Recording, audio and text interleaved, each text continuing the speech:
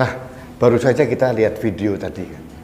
Video tunas-tunas bangsa itu dari pesantren yang mencium seorang kiai, katanya pendakwah atau mungkin pemimpin dari pesantren tersebut. Kok menurut saya agak berlebihan ya.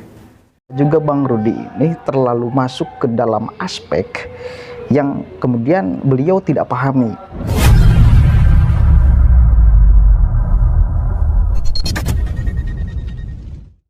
Assalamualaikum warahmatullahi wabarakatuh. Hamdan syukranillah, amma ba'd. Sahabat manusia plural yang saya hormati dan saya banggakan, ada yang ngirim link video ya kepada saya, kanal anak bangsa, channel kanal anak bangsa Bang Rudi. Beliau mengomentari santri Habib Bahar yang menciumi kaki Habib Bahar.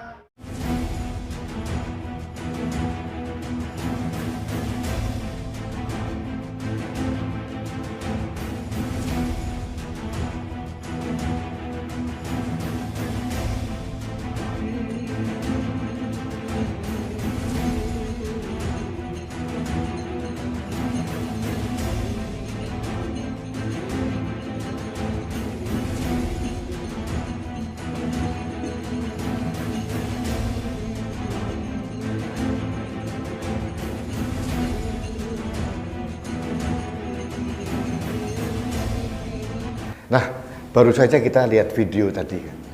Video tunas-tunas bangsa itu dari pesantren yang mencium seorang kiai, katanya pendakwah atau mungkin pemimpin dari pesantren tersebut.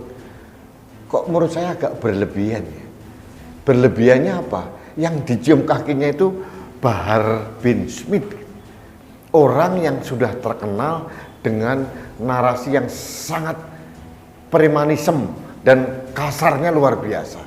Nah, kalau seorang santri yang notabene adalah tunas bangsa mematuhi tunduk pada orang-orang seperti Bahar bin Smith, bisa kita bayangkan tidak SDM Indonesia tahun 2030, tahun 2045 akan seperti apa? Sahabat Indonesia, mungkin karena saya tidak pernah hidup di pesantren, mungkin saya tidak terlalu memahami kultur pesantren. Satu-satunya manusia di bumi ini yang pernah saya cium kakinya hanya almarhum ibu saya. Bagaimana pandangan saya? Jadi gini, saudara, takdim di ruang pesantren itu adalah hal yang harus dan biasa kita lakukan. Saya pesantren hampir 14 tahun, memang itu hal yang mesti dilakukan. Karena santri itu punya konsep bahkan barokah. Ya, terlepas gurunya seperti apa, kemudian yang penting santri itu punya pikiran, ekspektasi keberkahan. Berkah itu sesuatu yang tidak bisa dirasionalisasikan. Jadi hadiahnya langsung dari Allah karena ketakdiman kepada guru. Itu dulu poinnya yang kita harus pahami. Ya, itu dulu. Nah, sehingga seluruh santri yang ada di Indonesia saya kira melakukan hal yang sama. Ya, meskipun ada sebagian pesantren yang tidak sampai cium kaki, cuma cium tangan doang. Itu hal biasa. Ya, itu hal biasa bagi saya. Cuma kan masalahnya Bang Rudi ini mengomentari ininya sosok Habib Baharnya. Nah, bagi saya nggak jadi masalah. Satu kali lagi, saya tidak membenci loh. Cuma kemudian harus sadar sama-sama bahwa faktanya memang berbeda. Mungkin berada di jalur yang berbeda.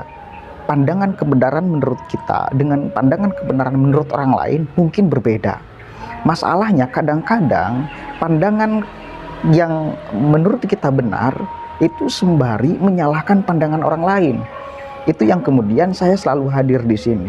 Nggak bisa seperti itu, ya. Itu yang selalu akan saya kemukakan. Karena khilafiyah di dalam Islam itu ya boleh. Satu kali lagi, kita harus memahami ini. Nah, sehingga saya kira juga Bang Rudi ini terlalu masuk ke dalam aspek yang kemudian beliau tidak pahami. Aspek pesantren, ya, aspek pesantren. Itu yang saya akan kritik kepada Bang Rudi. Terlepas kemudian tokohnya siapa, satu kali lagi, Habib Bahar pun yang mungkin memberikan ilmu kepada santrinya, kan gitu ya. Terlepas kemudian sikap-sikapnya nanti, beliau kemudian santrinya, apalagi setelah dewasa, mudah-mudahan kemudian punya verifikasi lagi yang betul akalnya, memverifikasi lagi siapa sebetulnya yang harus dijadikan panutan, ya. Itu jadi satu kali lagi saya berpendapat itu hal yang biasa, itu adalah hal yang lumrah. Bang Rudi mengatakan selama hidup saya yang pernah saya cium kakinya itu ibunya. Iya, bahkan kita punya pemahaman, dari santri itu punya pemahaman, ya, guru itu bahkan satu kali lagi lebih mulia daripada ibu. Jadi kalau misal gini, kita dipanggil oleh guru nih, berbarengan dengan dipanggil oleh orang tua, maka yang harus diutamakan adalah dipanggil oleh guru. Kita kemudian nyamperkan guru dulu, baru ibu. Kenapa? Karena guru itu menyelamatkan di dunia tugasnya, juga di akhirat. Nah, masalahnya ini verifikasi gurunya yang seperti apa yang kemudian kita harus pilih, kan gitu ya.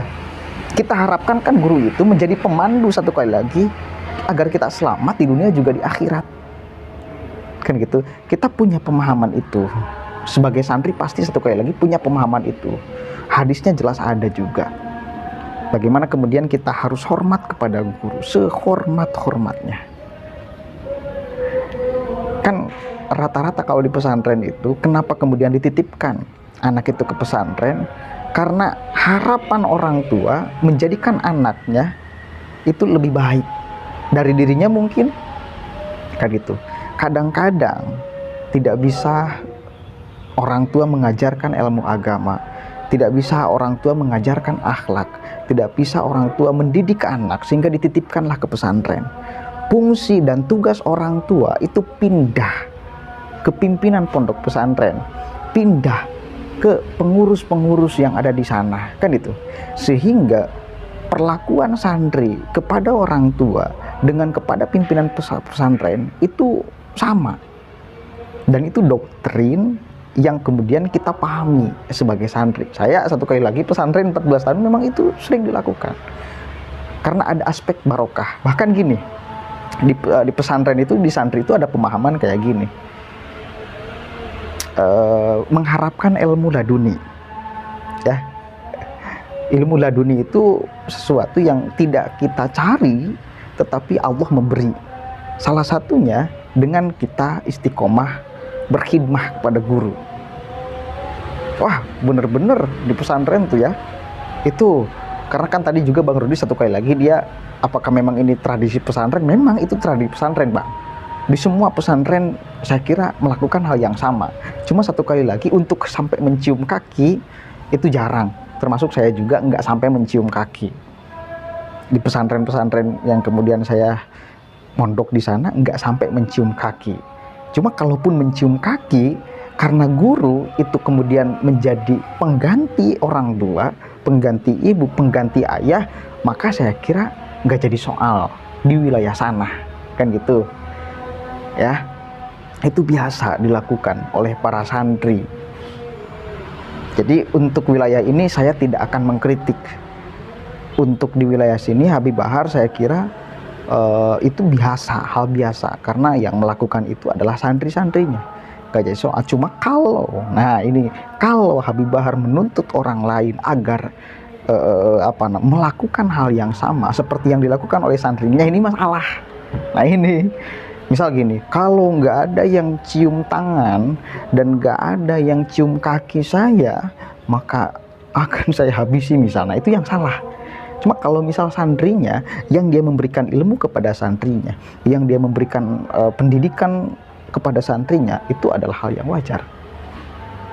Nggak saya komentar di wilayah sana, karena satu kali lagi, itu biasa dilakukan oleh santri. Karena ada aspek barakah yang kita harapkan dari guru. Itu aspek barokah. Saya punya teman, cerita ya, saya punya teman, ketika mondok itu dia sangat jarang ngaji tuh. Karena apa? Karena dia selalu dipanggil oleh guru untuk mencuci mobil, untuk kemudian nyetir, karena dia bisa bawa mobil, untuk pekerjaan-pekerjaan yang kemudian itu bisa membantu aktivitas guru, itu dia lakukan. Kalau waktunya ngaji, dia tidur karena capek, habis nyetir, habis ngemah mobil, habis nyangu ya, menyiapkan nasi untuk santri. Makanya pas waktu ngaji, kadang-kadang dia tidak ngaji ya, kadang-kadang dia tidak ngaji. Pertanyaan saya, logikanya di mana, kapan dia mencari ilmu, bagaimana dia cara mendapatkan ilmu? Kan nggak secara logika sederhana. Tapi hari ini ketika beres nih, kok jadi orang pintar ngajinya loh. Ada saya juga pintar ngajinya, karena memang kita punya pemahaman ini berkah guru, bahasanya gitu, berkah khidmat kepada guru, dan itu biasa dilakukan oleh para santri. Itu jadi itu Kang Rudi itu bagi saya itu adalah hal yang biasa. Dan saya juga memandang Habib Bahar, khususnya saya pribadi, kita mencoba untuk mengcounter segala apapun yang kemudian terjadi dan bisa berefek apa. Saya termasuk orang yang ini jangka panjangnya seperti apa jika melakukan hal ini, jika ngomong ini. Saya ngomong kan, komentar di belakang-belakang, nggak semuanya. Habib Bahar bukan satu-satunya orang yang mewakili wajah Islam. Habib Bahar bukan satu-satunya orang yang mewakili Habib. Gitu. Jadi kita boleh memilih, kita boleh kemudian menunjukkan sikap, mau kepada siapa kita mengikuti. Pikirkan aja, kita verifikasi aja oleh akal kita, mana yang sekiranya ini sejalan dengan Nabi, yang kemudian bisa membawa keselamatan di dunia juga di akhirat, kan gitu. Itu saya cuma sebatas mengcounter itunya, karena kan kemarin itu ucapannya cukup rame, seolah bahwa Habib Rizik adalah satu-satunya Habib yang ada di Indonesia, bahkan di dunia. Sebelum ada konfirmasi dari Aziz Yanuar bahwa itu menegur kelompoknya. Kalau menegur kelompoknya ya silahkan aja, nggak jadi soal. Karena jelas mungkin kita punya pemahaman dan giroh gerakan yang berbeda di wilayah sini.